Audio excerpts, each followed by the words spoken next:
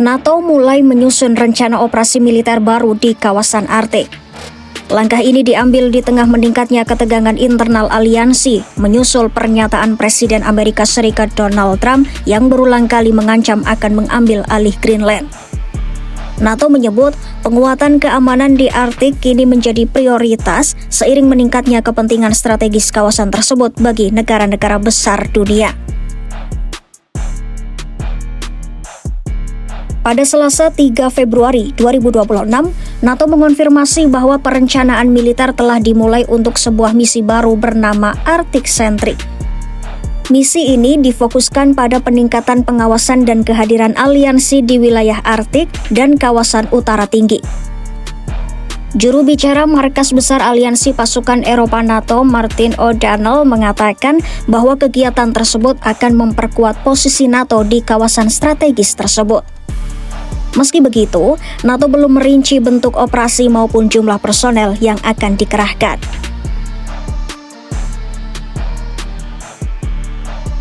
Rencana NATO ini tidak terlepas dari sikap Presiden Donald Trump terkait Greenland. Ancaman Trump bulan lalu untuk mengambil alih pulau otonom milik Denmark itu telah memicu krisis serius dalam hubungan transatlantik yang disebut sebagai salah satu yang terburuk dalam beberapa tahun terakhir.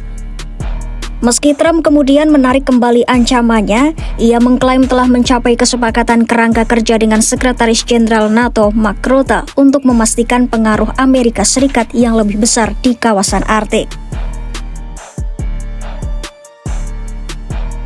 NATO menilai Arktik semakin penting secara geopolitik, terutama di tengah meningkatnya aktivitas Rusia dan China di kawasan tersebut. Trump sebelumnya menggunakan ancaman dari kedua negara itu sebagai alasan untuk memperkuat posisi Amerika Serikat di Greenland.